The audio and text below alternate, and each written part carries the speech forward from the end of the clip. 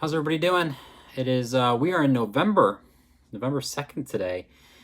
This off season is moving along quite nicely, and hope everybody's off to having a good week. So a couple of things to talk about is we actually have two people this week racing Ironman Florida, believe it or not. So good luck to Kara and Heather for going down there and having good races. And yeah, it's gonna be nice. I mean, you two are some of the very few that get to race. So just hope you appreciate the opportunity to get to go down there and to do the event and stay safe and enjoy the journey of Ironman. So good luck to you two.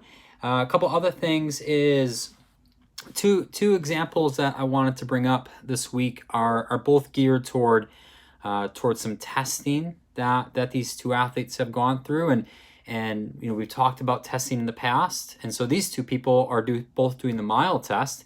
And in the first person, Randy, she is newer, to running and this type of testing. And I think the number one thing with the mile test is running a mile as hard as you possibly can go is not just something that you can just pick up right away. For people who have been running a long time, you realize that running a mile to your truest ability is as difficult as running a 5K or a 10K to your truest ability. But when you're going to that 5 minute, 6 minute type of range for a test, I mean, you're at a really high level of discomfort, and you have to learn that. You really have to learn that level of pain and how to pace it, because if you start too slow, you're not going to get to your truest ability. If you get too fast, then you can definitely overshoot it and blow up. And we've actually had two people, that have just done that, and it can be discouraging. It no question can be discouraging, but you just have to take these quote unquote failures or underperformances as just really good learning opportunities to think, okay, what did I do? How did I do wrong, and how can I do better with it? And I remember talking to Randy on Friday and saying, let's give it a go on Sunday. And she came back and she ran the best mile that she has, and it was like so consistently better, right? So in a span of like 2 to 3 days, she totally turns the mindset around and has a tremendous mile test. So that was super awesome to see. The other person is Ryan, and Ryan, he set out the goals, right? Because his races obviously were canceled like so many other people. And he says, I'm going to do, like, these are my KOMs on the bike that I'm going to shoot for. And I also want to run a mile, and I also want to run a half marathon. And so we're kind of gearing up for that this off season. And so he did his mile this past Sunday, and he breaks 5 minutes. And that's been a big goal for him. I mean, he ran really low into the 450s.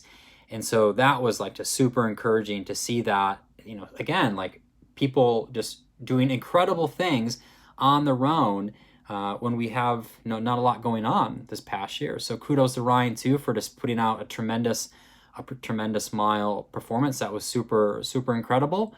And again, that just goes to, the mindset when things just aren't going super well. How do you redirect that? Again, do you just kind of crumble and aren't super resilient, or do you create your hurdles? Do you say, okay, I'm going to keep moving forward? Because again, the races will be back. We will be racing again. Like, this is not the end of triathlon.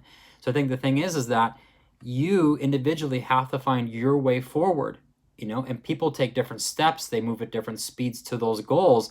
But, specifically just for Ryan, right? Because this is the example I'm using. He says, I'm going to keep my schedule moving.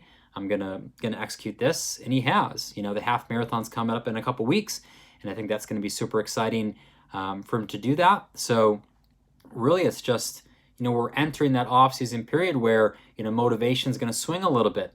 Things are going to get challenging. Like any beginning of the off-season will be, where you got to get back onto the trainer. You're going to be a little bit cold. So I think a lot of it is just get in that mindset where you're going to get back to the grind. But the off-season is where all, if not all, or so many of your improvements in swimming and biking and running are going to take place. So if you really do kind of futz around too long and just mope and kick your feet, then you're losing out on so much time to see those improvements that you want to have into the next year. And if you wait too long, one, you're just going to feel sorry for yourself. And two, at some point, you're just going to feel like, man, I just missed a really big opportunity. So don't waste the opportunity, right? Move forward at your pace. But if you're just sitting at a standstill, then you're not making any progress, and you have to get a kick in the butt to keep moving forward. So, two things on swimming that I wanted to talk about is, in the off season, right? You want to be doing things as not specific to triathlon as possible, right? So we talk about doing things above zone 5, right? VO2 max and above, like VO2 max and anaerobic capacity. But then for swimming, non-specific to triathlon is lower cadence swimming, right? Swimming at a cadence revolution, like biking and running, that is slower than what you're going to do for on race day. And so you're thinking the question, why would I want to swim slow? Why would I want to do catch-up drill and head tap and slower swimming cadence work, right? It's to slow the cadence down, to watch the stroke, learn how, really work on fixing how that arm moves through the catch phase, keeping that arm extended out longer, to stay more balanced. So you're just not dropping the arm too early. So a lot of it is, and two, it's developing a lot of power at a slower cadence, right? Really improving, the stroke efficiency at a slower speed, so that when we start to move into faster swimming, more normal cadences, that stroke efficiency, because you've worked at it at a slower cadence, is going to be much better at a faster cadence, which means that you'll go faster. So a lot of it is, when you're doing lower stroke count work, right? When the cadence is really slow, right? Your times might slow down a little bit, right? That's fine, because we're not working on fast swimming yet, right? But we're working on balance, right? We're working on catch phase.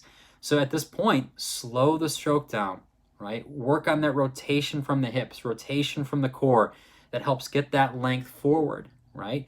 And really work on, again, balancing that arm out front until that hand gets to your head, and then you switch through it.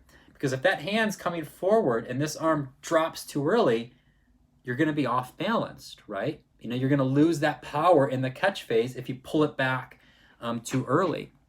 And the second thing is again, like how you're catching water.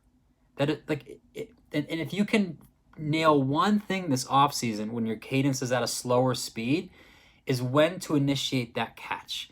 And this right here is literally one of the biggest errors that people make in the catch phase. They reach forward, right? They're moving forward through their stroke.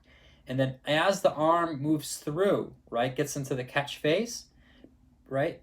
They start the pull when the arm is like in this position, right? So you're pushing water down, but the angle of the arm is telling you to go this way. Okay, well, you're not going to go forward very well. Your propulsion forward is not going to be super good. So it takes patience. Like, you have to reach forward, and once you touch the top part of the stroke, you very quickly get that arm in that paddle position, and then you push through. You want that arm, hand, wrist, elbow, to be in a straight line. This is going to push you in this direction, which is going to help you go forward, right? So if you rush that by just swapping at something, you're not going to get much propulsion, right? So you have to, at a slow stroke, work on enter, reach, come through, and then push through. But if you rush that, you're going to limit your speed, and you have to be patient through that. So take the time to work through that catch phase, because if you want to see improvements in speed, if you want to see improvements in propulsion, you got to slow the stroke down, right? You got to slow it down. So if you can use fins, you can use a snorkel, you can use a buoy if you're uncomfortable at that slower speeds. But whatever you have to do, get to some slow speeds so you can feel the body position, feel the balance on that extending arm, right? Feel that grip out front before you move through, all that stuff. So work on it. And then the last thing with swimming, just going to talk about swimming here because we're kind of getting back into it, is also breathing late. I mean, so many people breathe late. It's incredible, and it just screws your whole stroke up. So when I talk about that, say I'm going to breathe to my right, okay? Comes through, I'm at the peak part of my extension here. So your head turns when the shoulders move, right? So you're coming through, and you can see that I'm initiating, my shoulders are moving, you're turning through here, boom, and then you put your head back under, right? Most people catch, breathe, and then that takes this arm and pushes it wide, and then this arm catches wide, right? And that's because you're breathing late. So when you're through here and you start that initiation, right? The shoulders rotating, the head follows with it, right? Turn through, come back down. But if you're always pushing out wide, more than likely it's because you're catching late. So that's all I have for you today. Have a tremendous week. And yes, I do have a beard. So many people commented like, oh my gosh, you have a beard. I'm like, you watch the video. No more VO2 max efforts for you. Okay, 11 minutes. Talk to you later. Bye-bye.